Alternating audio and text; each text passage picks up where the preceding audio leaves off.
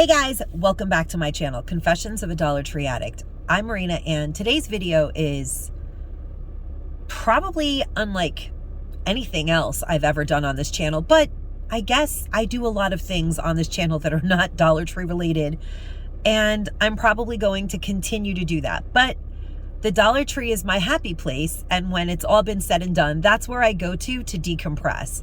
So today's video is about radiation therapy. And for those of you who are new here or somehow ended up landing here, who knows why, I have put out a bunch of content pertaining to my cancer journey, which began in July of 2024. And although I am currently cancer-free, the doctor said, I am going through 16 consecutive sessions every day of radiation, weekends off, and 1 year of immunotherapy. And an immunotherapy is no walk in the park either. Let me make that clear. It is a hormone cocktail of stuff being put into your body to make sure that you don't get cancer again, for lack of a better word, or so they say. I mean, once it's all been said and done, then I will truly accept that I am cancer-free at this time, because radiation is a lot, and I just want to see my scans when it's over. So what I want to talk about today is radiation. I know a lot of people go through it. I've seen a lot of videos on YouTube pertaining to radiation therapy, and not everyone has this spiritual connection to the radiation process. I feel I handled chemo relatively incredibly well, and I am not handling radiation as well. I know that that's a little weird, but everyone's different. And in all sincerity, I have started to even tell the technicians that, to me, radiation is some sick, twisted game of human bondage or deviacy, or I don't know, a test of wills, push-pull. It's like me against cancer, for real, fighting for my life, fighting for my breath. And it really is like S&M. I don't know how else to explain it.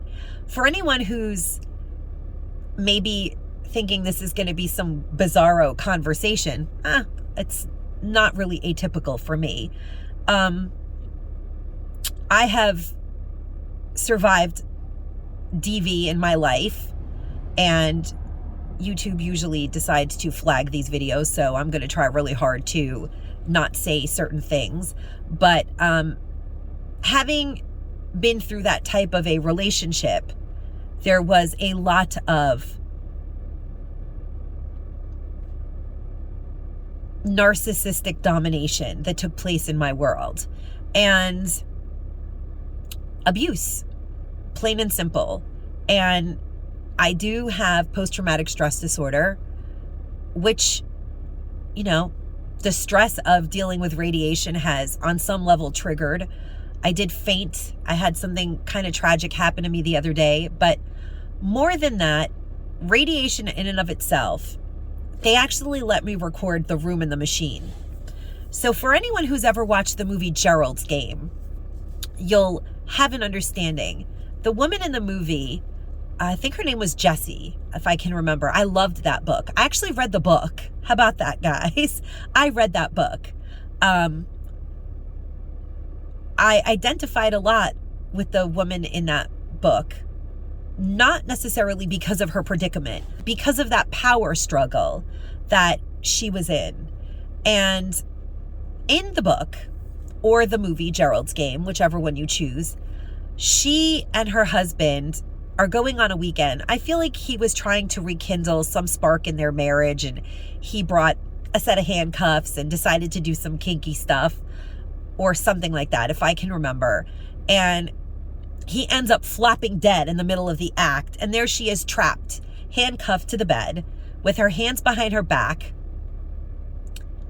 with her dead husband on top of her, and trying to figure out how to get out of this weekend getaway house that is kind of isolated and traumatized. And she starts thinking of all the things that she has survived in her what seems to be abusive marriage, or at least to me it seemed that way. And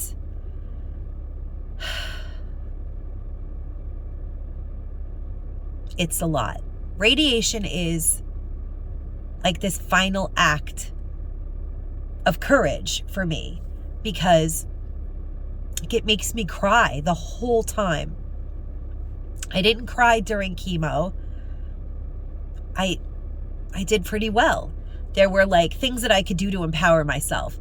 But in radiation, at least for breast cancer survivors, you lay in this machine, and every day it's different people.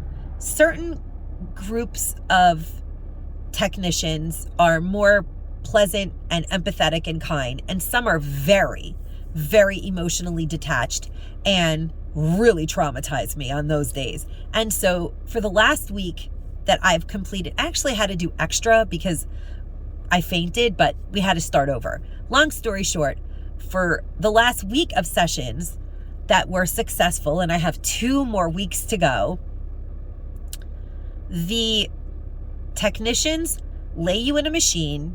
You put your head in this like cup so you can't move it. And they tell you to take your arms out of your hospital gown to expose your breasts. You have to put your hands above your head in a position that you cannot let go. You are literally holding on for your life. And you have to lay perfectly still. The technicians come in and adjust you to the exact right spot so that these 3 cameras that are on the ceiling can somehow determine, they're calibrated, if you are in the exact right position, so that then the laser that's in the ceiling, which is almost like God on some level, because cancer is in your body and you are submitting to this human bondage, for lack of better word. Like, I am submitting to this machine that is part of big pharma and the conglomerate of systems in the world that I don't even like, to be honest with you guys, on so many levels. But I have to relinquish all power and control and believe that this piece of equipment, this machine that I am shackled to, where the technician then tells me to breathe, and I have to hold my breath for an indefinite amount of time, no one knows, until the technician tells me I can let go of my breath. And if I let go of my breath, I am actually causing damage to my heart, because the radiation is, the breath is somehow cushioning the radiation from hitting your heart. So you have to get the exact right position every day, and they realign you, and they come in and they adjust you, and they move you just ever so slightly, and then you hear the machine spinning, and it's so traumatizing. I don't know what more to say. It is not an amazing experience for me. I go in there every day, and the whole time I'm like, thank you, God, for this healing. Thank you, God, for this healing. Thank you, green light God up there in that laser beam. God is in all things. I've tried every prayer known to mankind while I'm in there to stay calm and not have a stroke. But the whole time that I'm there, I just cry. Tears stream down my face. I can't even wipe them away. It's been a lot. And I feel like I need to share this information because I couldn't find anything like this out there. And I can't imagine that nobody out there felt so vulnerable. You're laying on this table with people staring at you, with your breasts just out there that are mine are newly healed, and they had surgery, and I was able to not have a mastectomy, and I'm exposed on this table waiting for this machine to determine where it is calibrated to shoot this radiation, which is toxic and deadly, but I need just enough toxic, deadly stuff to be put into my body so I could be okay forever. Like how Jessie from Gerald's Game submitted to her husband's whim to try to save her marriage, which probably had ended a long time before they had that last hurrah where he died on top of her. And then she had to find a way to even get a glass of water. She was trapped in the bed, handcuffed. And she had a dog coming in that he had yelled at her for feeding, if I remember. And then the dog took a piece out of the husband. It was such a small space of time the book was depicted in, but every second and every motion that she made, her life depended on. And I really remember loving that book for that reason.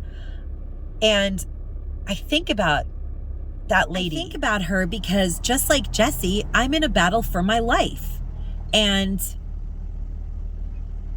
I've had to submit to this power greater than me that will undoubtedly take me through the darkest parts of my soul before it's over. I literally feel like radiation is the darkest night of your soul. You are there, so vulnerable, and you have no control, and you relinquish everything to even surgery. Didn't feel like that. My surgeon prayed with me. Well, she let me pray before I went in. She was very understanding that I was terrified. I hate things like this. But radiation, you're just there with your brain in this vulnerable position, and you must submit. And it's hard for me. Very hard. And I just can't believe that there are no videos that talk about this in this way. I cannot be the only person who has survived the types of things that would trigger someone to feel as if radiation is very, very traumatizing. I did find a few videos where people said that it was extremely terrifying. But it's more than that. It's a lot. You have to really get mentally well every day before you go into that machine, or you might not be able to do what they tell you to do because, like I said, you don't want to damage your heart. And they claim that there are safety precautions in check, that if you do release your breath, the machine will shut down. But just knowing that my breath and how I am breathing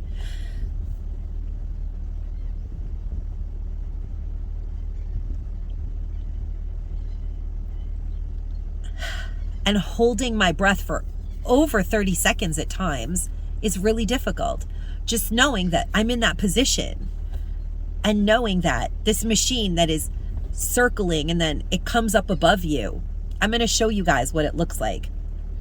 They describe it a little bit to look at it when I'm not here. What are those things? Those three things? They're cameras that we use to align you as part of the setup process. And where does the radiation actually come from? From the machine here, the head of the machine. That part? I'm not recording you, don't worry. That's okay. But what's in the hole? The three... Hole? Wait. Oh, the hole is a laser. That's another alignment thing. So Wait, the hole where did it go? It's on top of the machine there. Oh, that part. So, yeah, you don't see it when the machine's in the way. That's the part that I like space out and stare at. But I thought I was just hallucinating it. Yeah, no, it's not where the radiation comes out of. It's just for setup purposes. Yeah. Okay, thanks guys. Bye. It comes up above you, and then these, I call them eyes, but they're not really eyes. They open up and they look down on you, and they're determining if you're exactly in the right spot. Again, it's like another system of checks. And then that laser, then the machine moves away, and then the laser sends down the radiation waves, which you can't really see, but you do see them up at the top, the little green lights. 2 little green lights out in the universe. They're just 2 up high in the ceiling of the of the radiation room. I know I sound crazy, but I know that there are other women and men who have been through this, who, Lord knows what sorts of childhood traumas or adult traumas or assaults they have endured in this lifetime, that they then have to sit and have as part of their history in their present moment, where they're submitting to this machine, which is like a god to them at that moment, and question everything you've ever done or everything you'll ever be in order to survive those moments and come out, God willing, 3 weeks later and remain cancer free. And it's a lot. I don't want to cry right now. I'm having a really good day. In order for me to survive these dark moments every day, I have tried to harness my light in every way possible. And I can't say that I've done it perfectly. I've done a lot of crazy stuff in the last couple of weeks, getting myself ready to deal with this radiation. But my advice to anybody who's going into this, and it's freezing in there too, you're trembling. It's so cold because the machine, it's not only the position that you're in and the breath, it has to be super cold and you're just naked in order for the machine to be happy. My comfort is irrelevant at this time, because if I want to live, I have to submit to all of the criteria that this machine, this deity, this hope for life wants me to submit to. It's so hard for me because I do have a tendency to be very controlling in order to remain mentally well after everything that I've been through in life. And my last session will be the anniversary of the day my husband passed away. And unless something changes. And it's just like coming full circle, all the things that have made me me. And I feel as though I'm being reborn through this submission, which is so crazy. But I have to keep looking at it like that this is part of my rebirthing process. I have to have this dark night of the soul. There's a song that I love. I maybe will post it to my community tab. I have posted it to Facebook. I've been putting all kinds of crazy stuff on Facebook. But Darkness Always Wins by, is it called Hailstorm, maybe the name of the band is. Because in those moments, although this darkness, this light that is so terrifying, which to me is darkness, is what I have to become one with in order to come out the other side and be well. And in essence, shitty cancer is darkness. Who wants to deal with that? People want to be happy and live happy, joyous, and free. But in order for us to be able to continue to travel as spiritual beings in this human condition, in this body, this meat suit that we live in, I have to submit to this process that I truly feel is the dark night of the soul. And you got to go home and you have to deal with all of those feelings that it kicks up. And I can't for the life of me believe that other people haven't felt them, but I'm going to talk about them because I know others have. And I always like to be the voice of those who don't speak about the things that go bump in the night or have hurt them in some way. And here I am to say that it's been a week and I've made it miraculously. I feel miraculously because I seriously could not handle it. It was too much for me. It was so stressful that they thought I had a heart condition. At first they thought I was crazy. They gave me a psychiatrist. Not that I don't need one. So I'm glad to have one. But I'm traveling along in this process in order to live whatever life I have left on this earth, happy, joyous, and free, in the light, in the source. Because even in the darkness, there is always a little bit of light. There is always a light at the end of the tunnel. And sometimes we have to go into the darkness to come out the other side. I know that. I know that because I've survived so many dark moments. But they still live inside of me. And as much as I hate, like I'm in AA, I never qualify in AA because I just cry. Because I don't necessarily have one of those stories where it's like, I quit drinking and I got my horse back, my gal back, I got all my family back. I can't say all of that. I lost everything in sobriety. And I got things in sobriety and I lost those too.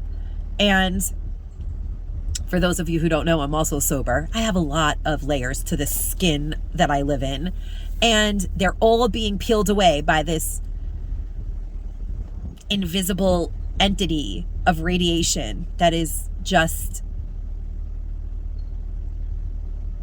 causing me to have to submit and live with all of those thoughts and feelings. And so if there's anyone out there who has had that type of experience in radiation, again, my heart goes out to you. My heart goes out to you if you haven't had that experience. Whatever your experience is, I embrace it. And I invite you to talk about it in the comments down below so that we can all, who have been through something like this, share our experience and support one another through whatever it is that you're going through. It doesn't even have to be radiation. If it's chemo, if it's not chemo, if it's anything, if you're pregnant and you can't deal with being pregnant, hey, that's something. Everybody has their cross to bear in life and the darkest night of their soul, whatever that looks like for them. But for me, the darkest night of my soul is this experience. And I feel when it's all been said and done, I will be born again. I will be born again. Out of the darkness will come my light. And I'm kind of excited about it, even though it seems crazy. I am really excited. I have been crying a lot, you guys. I hate it. But I am excited at what will finally be left of me when the powers that be and this controlling entity releases me, like Jessie was released in that movie and finally got herself out of that mess and walked out of that house and left Gerald behind.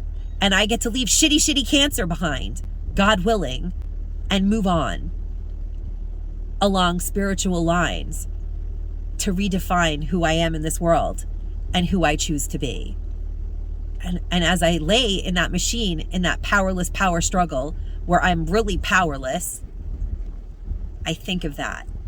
I think of who I'm going to be when I'm finally able to walk away from that machine once and for all and use and live up the rest of my life, however long that is.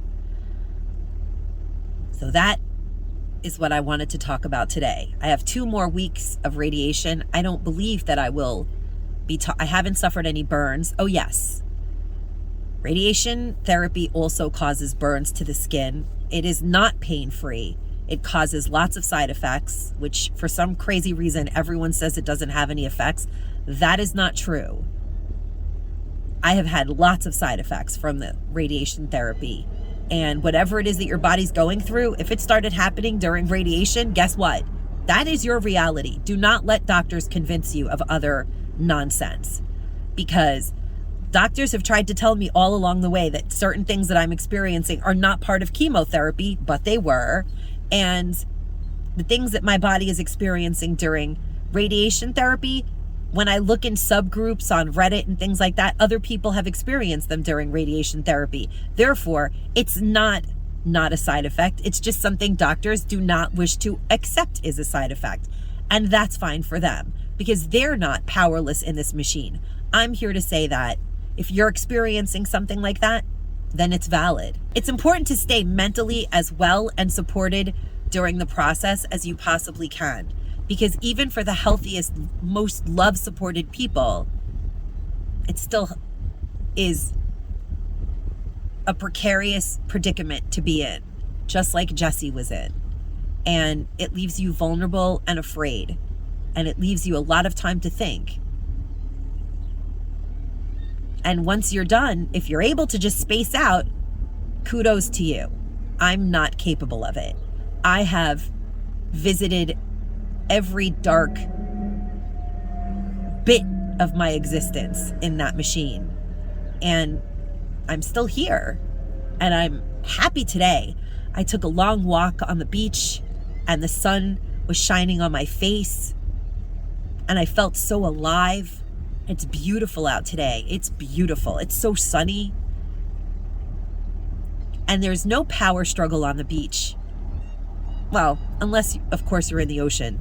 There could be a power struggle on the beach. There could be a power struggle everywhere. But there wasn't for me today. It was a beautiful day walking on the beach, grounding myself, reminding myself who the fuck I am. And I don't know how else to say it anymore, because I'm not stronger than cancer. I've had to submit and accept that cancer has taken a lot from me. I had to humble myself. I recently took off my wig because I was just reminded that there are other people out there who have gone through cancer, and they have gone bald and not put on makeup every day of their life and tried to portray themselves as if they weren't sick. And I didn't want to thumb my nose at those people. During the darkest night of my soul, I realized that maybe I was making those people feel inadequate, and I don't want to do that. But it does make me feel good to wear my wig, because it's a little bit of who I am. At least it reminds me of who I am, because I like to have my hair in this sort of style, and I like to look like this. But I've learned to accept that during my power struggle with shitty cancer, this battle, it's a battle, a test of wills of some sort, and God intervenes. I have short, spiky hair right now, and that's okay.